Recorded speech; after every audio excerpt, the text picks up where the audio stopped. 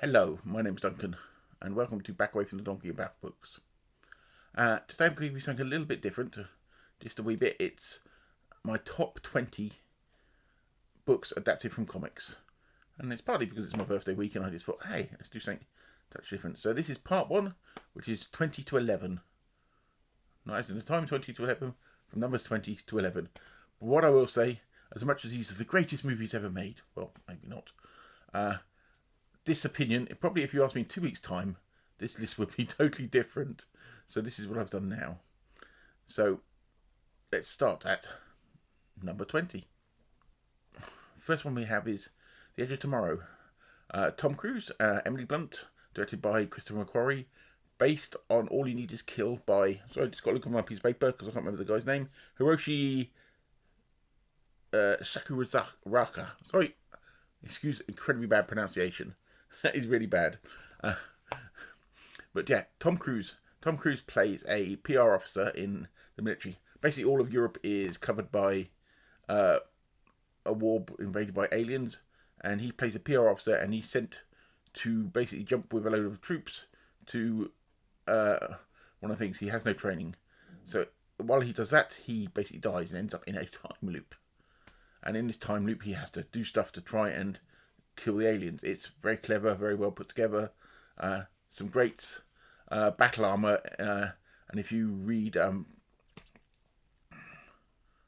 Starship Troopers, you know where that battle armor is got to be inspired by, even though it's probably all the way through sort of Japanese anime and manga as well. But to me, it makes me think of Starship Troopers, well, the book.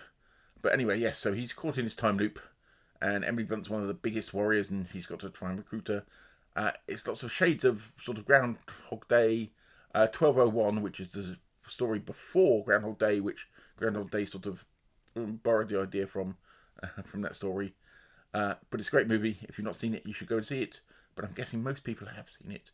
I personally have not read the graphic novel. I said a lot of these you'll find I may not have read the original source material, but I'm just going on the quality of the films, not the how good adaptations they are from the films, from the original source material. Does that make sense?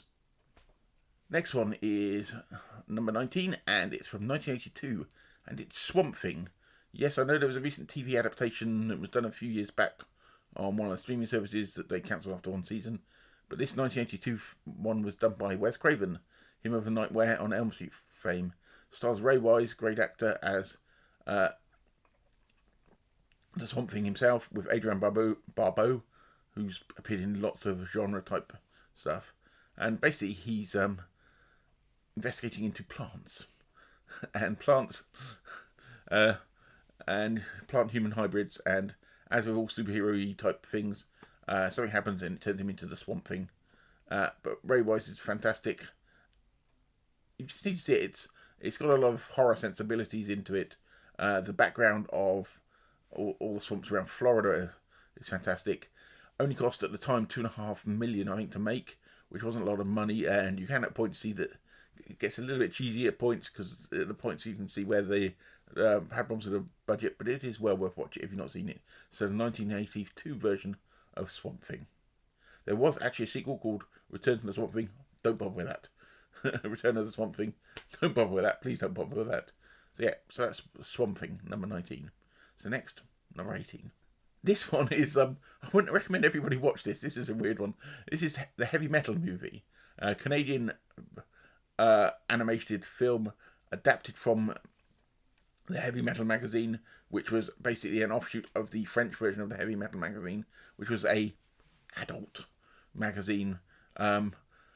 My teenage boy self, this came out in 1981, teenage boy self would have loved it, but it had gratuitous, very gratuitous, you had a classy sort of nudity, and then you had gratuitous nudity in the animations. The animation's not the best in the world, has a great soundtrack from everybody. It includes Blue Oyster Cult's Veteran of the Psychic Wars, so anything that has that in its soundtrack's got to be good. But yeah, it's an anthology set of stories. The original magazine introduced people like Mobius, fantastic artist. I said it is a bit on the adult, it's a bit cheesy at points. I would not recommend everybody watch it, but the teenage boy in you will love it. but feminist it is not. But that's the Heavy Metal movie from 1981. So I could go more in depth to it, but I won't. I think there's 4 stories into it. But it's an interesting thing. I said the animation at points isn't the best in the world, but it's different styling animation through the whole thing. But at the time, you have to remember that the only animation anybody ever saw really was Disney. That was it, really. So this was quite a sort of fresh, sort of new thing to appear. Anyway, so that was number 12. What number were? Number 18. Number 17 is from 1999, is The Mystery Men. It's a film which is way ahead of the time. It's sort of adapted from the Flaming Carrot comic, and it's about a bunch of sort of heroes who go to a group. I've got a list here of them on my piece of paper because I cannot remember them all. So I'll explain some of the heroes there. It's got Ben Stiller in there, who's really, really good. William H. Macy, Hank Azaria, the guy from Simpsons. Anyway, so you got the heroes you've got there. It's weird heroes with really, really weird powers, which is why I've got to read it because I don't remember. You've got Ben Stiller, who plays Mr. Furious, who's a guy who just gets a bit angry, which is like, okay. So you got to think this is way before MCU and stuff. It's way ahead of its time. It's well worth watching. Then we've got the Shoveler, which was William H. Macy, which is basically a guy wandering around with a shovel hitting people. The Blue Raja, which is Hank Azaria, a fork-throwing, turban-wearing relic of the sort of colonial empire. It is just quite bizarre. Then we have the Bowler, who is played by Jenny Garofalo, who name doesn't ring a bell, who bowls with her dead father's skull. Okay, so that's why she's called the Bowler. Then we've got the Invisible Boy, which is Kel Mitchell, who can only turn invisible when absolutely nobody is looking, which I think is a fantastic power. So you can only turn invisible when nobody's looking. What possible use is that one? And the Spleen, who was Paul Rubens, is cursed by an old woman to forever be flatulent, to fart everywhere. So that's the sort of level it is, but it is very good, very well put together, way ahead of the time, bombed at the box office at the time. Mystery Men, 1999. If you want a bit of a fun one, go and watch it because it is funny and just the heroes. So yep, so now on to number 16. Number 16, a quick one here. Captain America, the first Captain America film with Chris Evans in. Not the one from the back end of the 1980s, though. That, if you get a chance to watch that, watch it. Chris Evans. To me, it was like the perfect Captain America, the big sort of jingoistic hero. But it was a perfect introduction to him of how his like origin story. But it also had a bit of a, not a dark side, but a little twist on it. So you weren't just accepting all the weird patriotism in it. And as a British person, when I look at sort of American patriotism, I find it all a bit strange, which a lot of us, we do. So it was quite nice to see that the way they played with it. Does that make sense? But anyway, yeah, Captain America. I'm sure everybody's seen it. Anyway, it's a great film. The first Captain America is great. But actually so is The Winter Soldier, if you want to see The Winter Soldier. So, anyway, on to the next one. Number 16. Actually, that was number 16. On to the next one. Number 15, which is Blade. Wesley Snipes as Blade, as the vampire Blade. What can you say? Chris Christopherson in there, fantastic. That was another one, 1999, before the Tobey Maguire Spider-Man films. It's almost started the MCU. It's just worth it. For the first 5 minutes, the nightclub scene is just absolutely stunning. So if you've never seen Blade, go and watch that one. I know people quote the second one, but first one's fantastic, even just for that scene. So on to the next one. Let me just check what I'm down to. Number 14, From Hell, based on a graphic novel from Alan Moore. Stars Johnny Depp, directed by the Hughes brothers, who went on. It's The Book of Eli. I think they did Menace to Society as well. Book of Eli almost feels like a comic movie, and it's basically doing an age-old story of following the Jack the Ripper murders. Johnny Depp in it is really good, as is Heather Graham.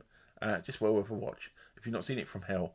I think I originally saw it in the cinema when it was released, which I can't remember what year it is. My piece of paper probably tells me, so I probably wrote it down. Actually, I did not on that one. Okay. Next, we're on to number 13. Number 13 is the first Thor film. Thor? TH4 film.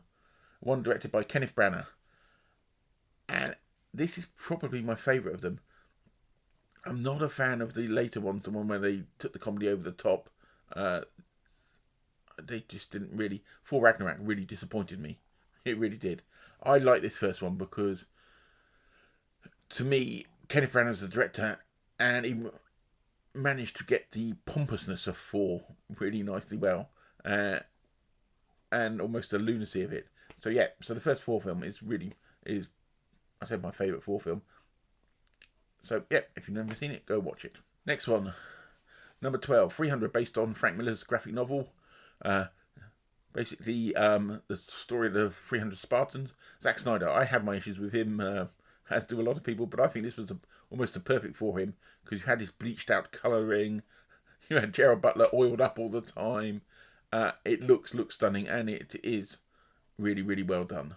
Lots of battle, lots of shouting. Gerard Butler shouting a lot at people, but it is probably one of Zack Snyder's better pieces. You know, he can get a bit sort of overwrought with himself. So I'm not always a fan of his work. Watchmen I liked.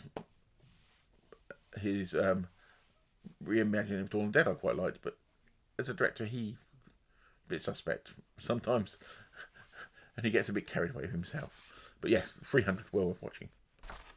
So number 11, my final one, maybe controversial, but Ang Lee's Hulk, which was 2003, came out for the Incredible Hulk, which was 2006, I think. For me, it's like Marvel does art house. It is. I know a lot of people didn't like it. A lot of Marvel sort of fanboys don't like it.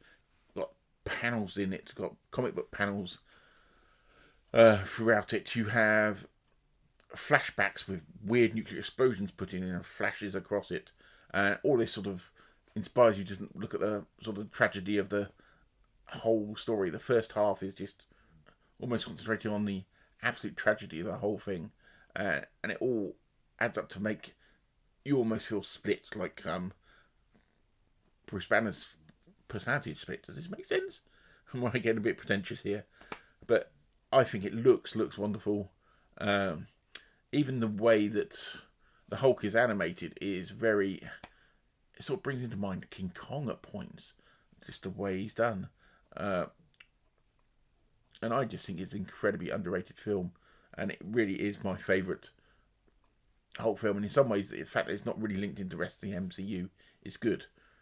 I said, the Edward Norton Incredible Hulk, if you watch them back to back, you think, well, it's an enjoyable film, but it's nothing different, nothing special, and it's sort of covering similar sort of ground. There's no flair to it, and the best of the Marvel films have a little flair and individuality to them. So yeah, definitely Ang Lee's Hulk is number 11. So that's it. That's number 20 down to 11. I hope I made some sense here. And in the next few days, I will release number 10 to number 1, which gets very, very interesting. Well, I hope it does. So I'm going to do a quick rundown for you. So number 19. Oh, number 19. Number 20, Edge of Tomorrow. Number 19, Swamp Thing. Number 18, The Heavy Metal Movie. Number 17, Mystery Men. Number 16, Captain America. Then we have Blade at number 15. From Hell is number 14. 4 is number 13. 300 is number 12.